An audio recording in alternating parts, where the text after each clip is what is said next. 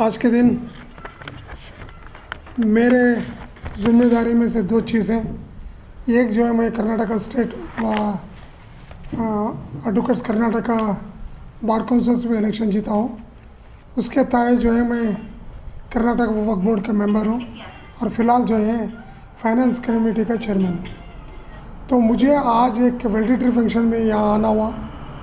आने के बाद एडवोकेट्स में ये मालूम हुआ कि आज डिप्टी कमिश्नर ये एक मीटिंग बुलाए, यानी कि ASI archaeological survey of India वाले एक मीटिंग बुलाए, जिसमें मीटिंग में जो है हालांकि मीटिंग 3723 को नोटिफाई ये 3723 को ये करें।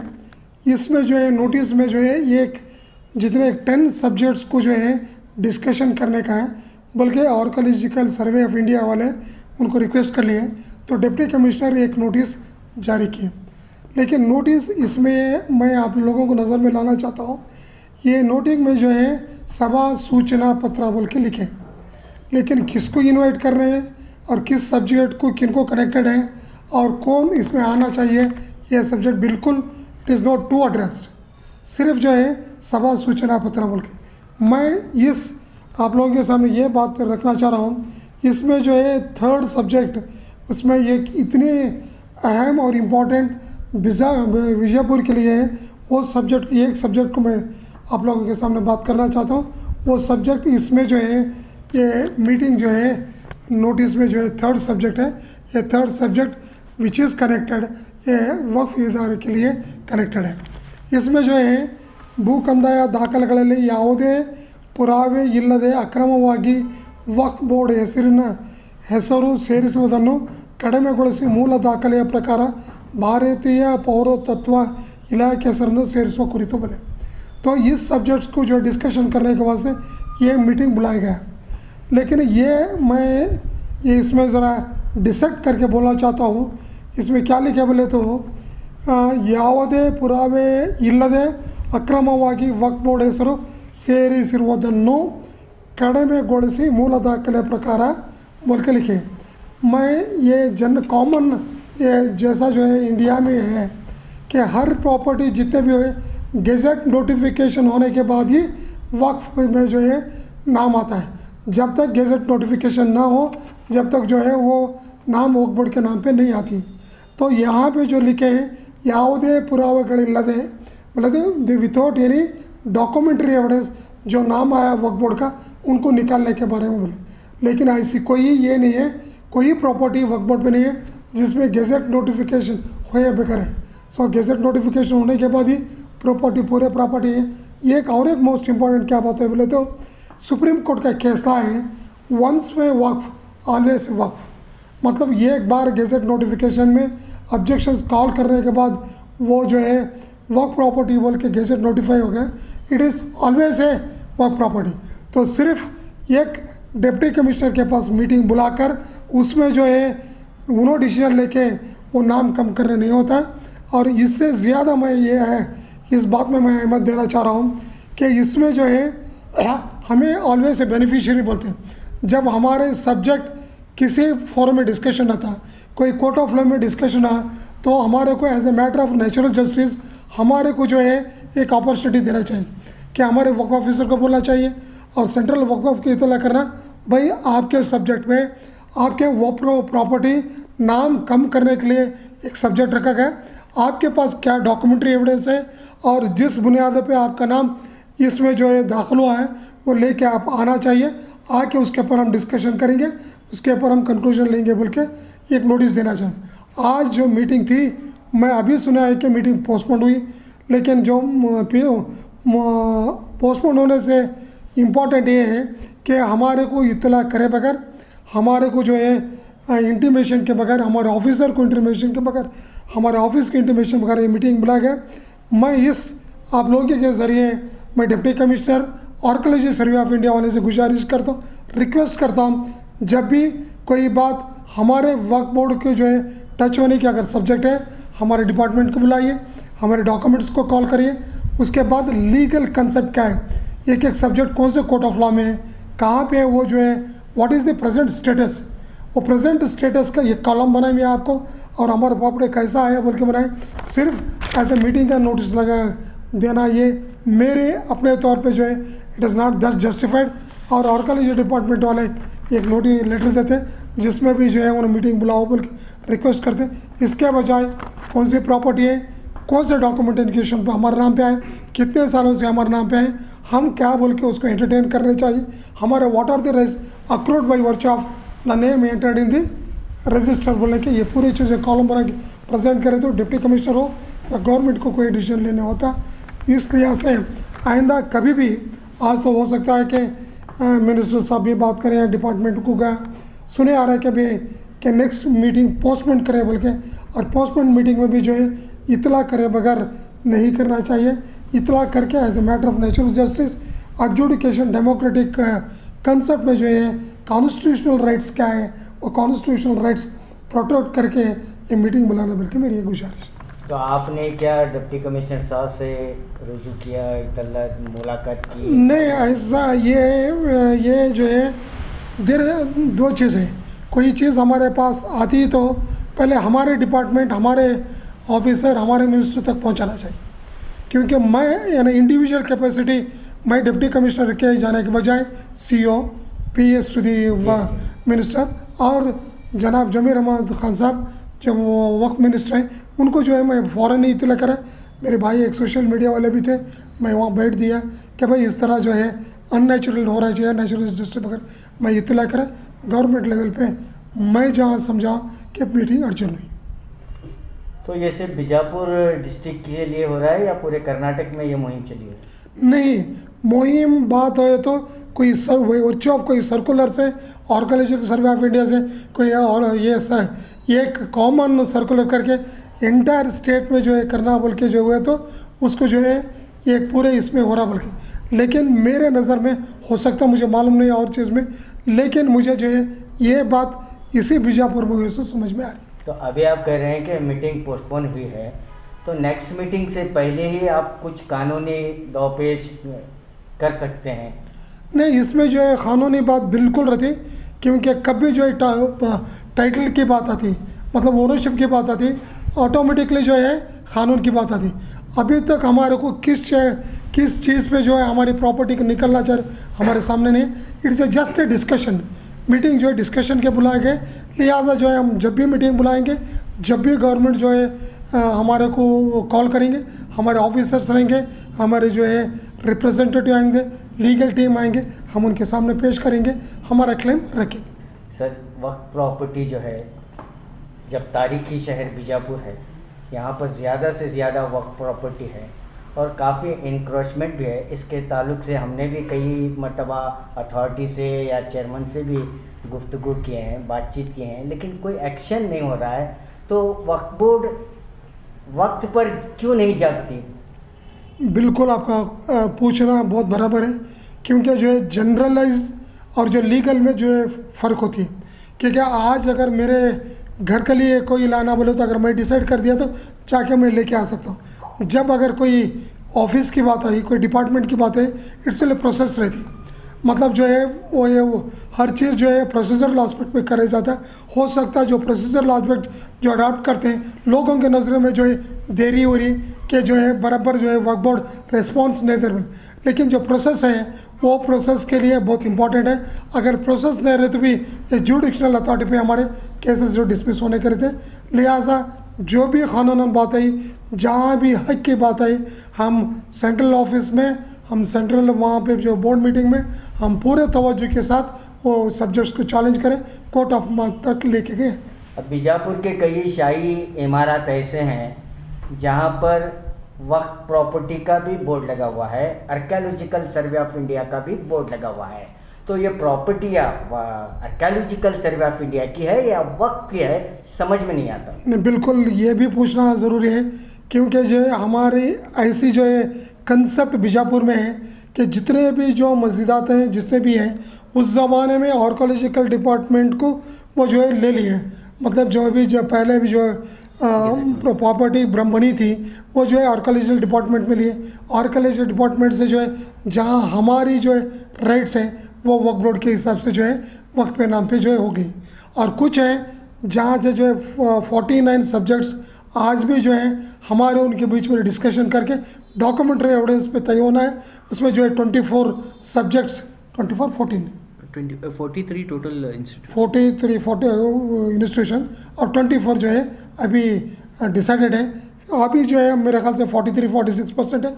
डेफिनेटली वक्फ बोर्ड जितने लोग हों जिस उस वक्त में वक्फ करे साले जो स्पिरिट से करें कि वक्फ एक ऐसे इदारा है कि इट्स सुपरवाइजर्स, सिर्फ हम सुपरवाइज करने का है। ये अल्लाह की प्रॉपर्टी है, अल्लाह की प्रॉपर्टी को हम सुपरवाइजर करते हैं, लेकिन बेनिफिशियरीज जो है कॉमन लोग हैं। तो इसका फ़ायदा जो है कॉमन लोगों को जाना चाहिए। इस हिसाब से जो है डेफिनेटली जो है पूरा काम कर रहे हैं। इसमें और ज़रा गवर्नमेंट चेंज होने के बाद ज़मीर अहमद साहब जो है आज वक्फ का जो है ये डिपार्टमेंट संभालने से अल्लाह से हम जो तवक्कुल रखते हैं कि जितने भी प्रॉब्लम हमारे और गवर्नमेंट के बीच में, हमारे और कोर्ट के बीच में, हमारे गवर्नमेंट के बीच में, जहाँ तक हज कमेटी में जो है लास्ट वीक एक मीटिंग हुई, गुज़िश्ता हफ्ते मीटिंग हुई, जिसमें जो है रेवेन्यू मिनिस्टर, वक्फ मिनिस्टर और रेवेन्यू सेक्रेटरी के बीच में एक मीटिंग कर जितने भी जो है गवर्नमेंट और वक्फ इसके बीच में वो पहले सॉल्व करेंगे। फिर next question of court of law में परसिक्यूशन करेंगे, एडवोकेट जनरल को बात करेंगे, सही तरह से वक्फ प्रॉपर्टी को कोर्ट ऑफ लॉ में प्रेजेंट करके हासिल करने के वास्ते बोल के जमीर अहमद साहब बोले हैं। उनके जो है नक्शे कदम जो डायरेक्शन करते उसकी होल टीम जो है काम कर रही है। कब करेंगे सर, ये एक सवाल बड़ा हुआ, कब करेंगे, कब नहीं जानेंगे? हाँ, कब ये नहीं ये क्वेश्चन पूछने का बिल्कुल है। कब जागेंगे, कब करेंगे, ये कब करने का नहीं, ये पूरे काम कर चुके हैं। जितने सब्जेक्ट्स अब देखो 43 में जो है 24 ले लिए, और जितने भी जो है कोर्ट ऑफ लॉ में है, कोर्ट ऑफ लॉ में सुप्रीम कोर्ट तक भी गए, एक जो है वक्फ ट्रिब्यूनल तक भी है। ये पूरा मैटर्स कोई शुरू करने का नहीं, ये शुरू करने का एक रुख अलग देके एक्सपीडिएट करके जितना हम जो है ख़त्म चल कर हासिल करने का था वो ख़त्म चलने में कम कर हासिल करने के वास्ते तवज्जो शुरुआत तो हो चुकी है। इसको make an and is important, तो हम जो है एंड के नज़दीक हैं, दुआ कीजिए वो एंड हासिल करें। अब मस्जिद के अय्यम्मा की भी एक बड़ा सवाल है, उनकी तनख्वाह को लेकर काफ़ी सवालात भी हम कर चुके हैं, लेकिन अब तक कोई हल नहीं। बिल्कुल, फर्स्ट मीटिंग प्रिपरेटरी मीटिंग हुई है। अब मेरे ख्याल से बजट की जो प्रिपरेटरी मीटिंग है आप नेट में देखेंगे, इसमें एक ऐसे जो है नया अंदाज़ लाए हैं। नए अंदाज जो है अवाम मुसलमानों में क्या तकलीफ आते हैं, किस एंगल में, किस स्टेज में मुश्किल आते हैं, उसको जो है पहचान कर एक हम बजट को जो है हम फीड करें, जिसमें कि जो है आज जो है पेशमामू के लिए 4,000 रुपये सैलरी मिल रही है, मोज़िन को 3,000, उसको जो डबल कर को जो है पेशमामू साहब के लिए 8,000 किए हैं, और जो मोज़िन के लिए 3,000 रुपये 6,000 रुपये करें। ये करके गवर्नमेंट में ले लिए और गवर्नमेंट एक्सेप्ट करने के लिए भी। और सबसे ज़्यादा एक अहम वाली बात बोलता हूँ कि जो है खबरस्तान को जो जाने के बाद मालदार भी रहता है, गरीब भी रहता है, कि खबर खोलने वालों को भी एक उनकी भी एक है कि मेरे बाप जो है खबर खोद रहे थे, मैं आज खोद रहा हूँ, हो सकता है कल मेरा बेटा भी वही काम है। तो उनके लिए भी एक सोशल सिक्योरिटी होना चाहिए, उसके लिए भी जो है हम उनके लिए भी तनख्वाह का जो है ये करें, उनको भी प्रपोज करें। और जो निलाने वालों को भी आप देखें जो है मुस्तरात को निलाने वाले कम रहते हैं, मोहल्ले में 2-3 मोहल्ले में रहते हैं, उनको हम बुलाते हैं, लेकिन वो भी जो है ऐसे सोशल कंसेप्ट में करना चाहिए बोल को अल्लाह आखिरत में जो है सवाब देंगे बोल के जो है उन्हें करते हैं। लेकिन आज उस छोटी चीज़ को भी बारीकी को समझ कर सोच कर हमारे जो मिनिस्टर साहब जमीर अहमद साहब जो है उन लोगों को भी तनख्वाह के लिए मुकर्रर करें, खबर खोलने वालों को किए और मैयत को भी निलाने वालों को भी ये पूरी चीज़ें करें। जितने भी सोशल कंसेप्ट में रोज़मर्रा ज़िंदगी में कौन से रोल पे करता, उन रोल के लिए भी गवर्नमेंट का जो है उनको मुआवजा मिलना, उनको सैलरी मिलना बोल के भी तय करें। सर आपने कब्रिस्तान की बात की, तो कब्रिस्तान की हालत इतनी खस्ता है कि बाउंड्री वॉल तक यहाँ पर नहीं है, शाही कब्रिस्तान है, तो हालात बहुत खस्ता हैं। जब वक्फ बोर्ड का मामला आता है तो यहाँ पर जब लोन का मामला आता है या फंड का मामला आता है तो लोग पीछे हट जाते हैं कि क्योंकि यहाँ पर कुछ काम बनने वाला नहीं है। ठीक है, उम्मीद एक ऐसी चीज़ें हैं, उम्मीद अपने पर्सनालिटी पे जाती है और हमारी उम्मीद जो है सिर्फ अल्लाह पे है। और गवर्नमेंट जो है, मैं ये नहीं बोलना चाहता और बिल्कुल ये बात साबित है कि पुराने गवर्नमेंट में कितना बजट कम करें, क्योंकि खबरस्तान के एनक्रोचमेंट ये पूरे कर्नाटक में जो कहीं ना कहीं एंगल में चलता है।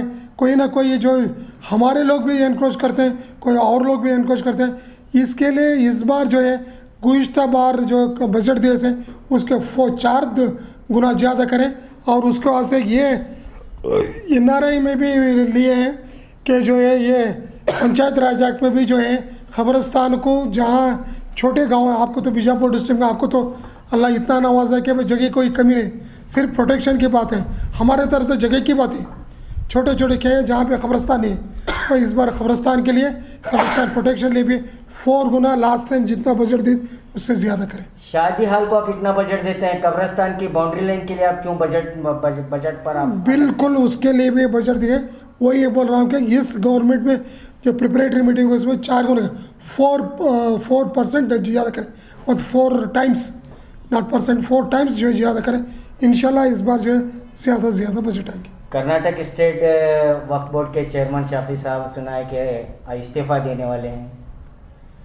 जहाँ तक आप जैसा सोचें, बिकॉज यू आर वेरी जल्दी भी फर्स्ट हैंड आपको इन्फॉर्मेशन मिलता चाहिए, मैं मेंबर को भी बाद में मिलता, लेकिन मेरे इन्फॉर्मेशन जैसा आपको मिला है कि ऑलरेडी रिसिग्नेशन टेंडर करें, हो सकता है और आज या कल में जो है एक्सेप्ट हो जाएगा, और नेक्स्ट प्रोसेस जो है इलेक्शन उनकी बोलने के बाद। आप भी रेस में हैं? रेस में बिल्कुल हूँ, क्योंकि खल्क का खदमत करने की जो है उम्मीद रखे मैं जो है, हालांकि 3rd टाइम मैं जीता हूँ। हालांकि ये एक अच्छी बात पूछें कि 50 ईयर्स में कर्नाटका बार काउंसिल में जो है फर्स्ट मुस्लिम कैंडिडेट जीता हूँ मैं, और 2 बार आ रहा हूँ। पूरी जो टीम जो है मदद करते रहे, उनकी मदद के बदौलत से जो है इस बार मैं जीता हूँ, जिसमें जो है बेंगलुरु और मैसूर से 50 ईयर्स मुसलमान वहाँ के जीते थे। कोई मुसलमान को कोई मौका नहीं मिला था, लेकिन इस बार जो है पूरे नॉर्थ कर्नाटक के मुस्लिम्स के एक मुस्लिम्स को जो है जिताना बोल के डाला है कि मैं आज इन लोगों के जो है मदद से बैठा हूँ। मैं भी जो है उम्मीदवार हूँ, क्योंकि लास्ट टाइम भी जो है मैं कंटेस्ट किया था। लास्ट टाइम में जो है मेरे नॉमिनेशन को प्रपोजर सेकेंडर बोले तो नसीर अहमद साहब जो है आज कांग्रेस के स्पोक्स पर्सन है और MP है बेल्लारी से, उन्होंने मेरे नॉमिनेशन के प्रपोजर थे। और तनवीर सेठ साहब एक्स जो है मिनिस्टर फॉर द वक्फ, अब जो MLA मैसूर के, उन्होंने भी जो है मेरे नॉमिनेशन को सेकेंडर थे। मैं नॉमिनेशन कर रहा था, I lost the match in 1 vote. BJP के मतलब नॉमिनेटेड 5 थे और इलेक्टेड 5 थे। मेरे ये क्रॉसिंग होने की वजह से आई लॉस्ट द मैच।